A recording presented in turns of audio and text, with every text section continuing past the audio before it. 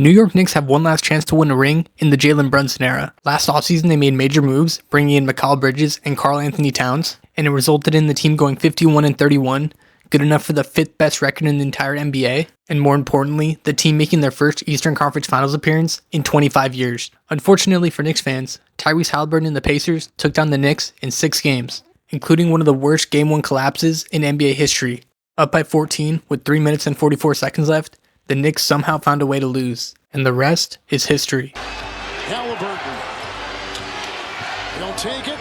He'll backpedal a 3 for the win. And goal! He got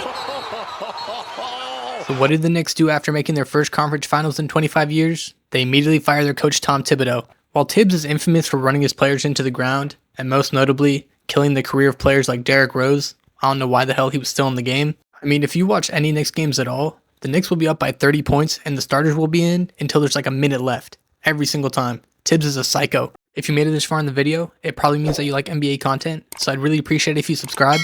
I'm on the road to 250 subscribers, and I'm really trying to grow this page and form a community of people that love basketball. Thanks. Anyways, while Tibbs definitely had his flaws, I think he was a good defensive-minded head coach, and it seemed like the players really liked him and bought into his system. But we'll see. Reports say that the Knicks just brought in Mike Brown to be their new head coach, the 2023 unanimous coach of the year for the Sacramento Kings Beam team that finished 3rd in the West. But as a Kings fan myself, I'm not too sure how I feel about Mike Brown as the head coach of the Knicks. He's a pretty different offensive philosophy than Tibbs did. He's going to want a lot more ball movement, which players like Jalen Brunson might not appreciate since he's so ISO and pick and roll heavy. One of the biggest complaints that people had with Tibbs was that he wouldn't go deep into his bench and he wouldn't let younger players develop. But I can tell you that Mike Brown does the exact same thing. Most notably, last season with Keon Ellis. After proving its value time and time again, and showing that he was one of the best defensive players on the Kings, Mike Brown simply refused to play Keon Ellis, often giving him DNPs or playing him less than 15 minutes a night. This type of mindset could really hurt the development of players like Tyler Kolek and Kevin McCullough Jr. Apart from the coaching change, the Knicks made some pretty significant roster moves as well, bringing in Jordan Clarkson, Guerschon Yabusele, and re-signing Mikal Bridges to a 4-year, $150 million contract. And while Jordan Clarkson and Guerschon Yabusele aren't the biggest names on the market, they're the exact type of players that the Knicks needed to bolster their bench unit. Jordan Clarkson is one of the best microwave scorers in the entire NBA. For his career, he averages 16 points per game in only 28 minutes a night. And he's shown in the past that he can put up numbers when he steps into a bigger role. The last season where he started every game, he averaged 21 points a night. He also won the 6th Man of the Year award in 2021, and has just consistently shown throughout his career that he can get buckets. For a Knicks team that has struggled with shot creation from their bench unit, apart from Miles McBride, Jordan Clarkson is going to give them a nice offensive boost. The Knicks' other pickup, Guerschon Yabusele, is also massive. And when I say massive, I'm not just talking from a team building perspective. This dude is literally massive. He's 6'8" and 265 pounds. For reference, Mitchell Robinson only weighs in at 240. After starting his career with the Boston Celtics, Guerschon Yabusele was out of the NBA for 5 seasons. Then last summer, playing for Team France against Team USA in the Olympics, he caught the attention of NBA scouts. He signed a deal with the 76ers and ended up starting 43 games for them last season due to Joel Embiid's injuries. And he played extremely well, putting up 11 points, 6 rebounds, and 2 assists a night, all while shooting 38% from 3 on 4 attempts per game. He's just an extremely solid player that's going to be a nice piece off the bench, and he could give the Knicks a different look,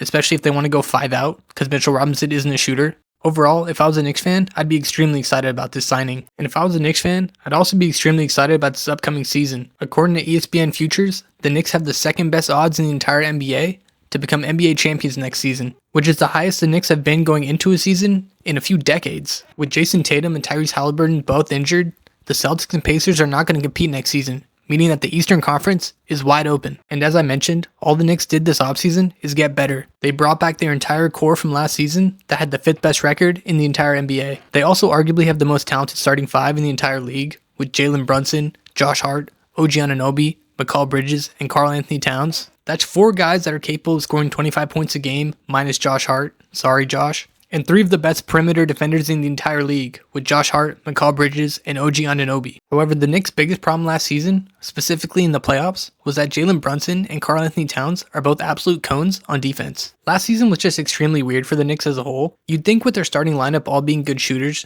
that they'd shoot a ton of threes every game, especially considering the way that the NBA is going. I mean, the Boston Celtics won a championship 2 seasons ago by trusting the analytics and shooting a ton of threes each game. But the Knicks must have not got the memo, because last season they had the 4th lowest 3-point attempts per game, which just doesn't seem like a good use of their roster skill sets. I mean, the perfect example of this is Karl-Anthony Towns, who I think is the best three-point shooting big man of all time. Last season, he only shot 4.7 threes a game, which was his lowest mark since 2019. For his career, he's a 40% three-point shooter. I mean, at one point in Minnesota, he was shooting 8 threes a night, also shooting 40%. And he has way more space to operate in New York than he ever did in Minnesota. I mean, this guy was playing with Rudy Gobert. So there's absolutely no reason that Karl-Anthony Towns shouldn't be getting 8 to 10 threes up every single game. To prove my point even further, the Knicks had the 8th highest three-point percentage in the NBA last season. They just didn't shoot them. I don't see any justification why the Knicks should not be a top 10 three-point attempts per game team in the NBA. They should be letting them fly. McCall and OG are both 37% three-point shooters for their career, and Brunson is a 38% three-point shooter on super high volume, so they need to get those threes up. I'm talking about a team that had the 5th best offensive rating in the entire NBA last season, while barely shooting any threes. Just imagine how much better this Knicks offense could be if they actually played to their strengths. I'm hoping that Mike Brown could bring some of that beam team magic to the Knicks next season, because he built an absolute offensive monster in Sacramento. That team had the best offensive rating in the NBA, and they were top 5 in three-pointers made per game. Exactly what the Knicks need to be trying to do. I genuinely think that this Knicks team is the best team in the Eastern Conference next season. I think their only real competition is potentially the Cavs. I'm really not too worried about the Magic, the Hawks, or even the Sixers if they're healthy.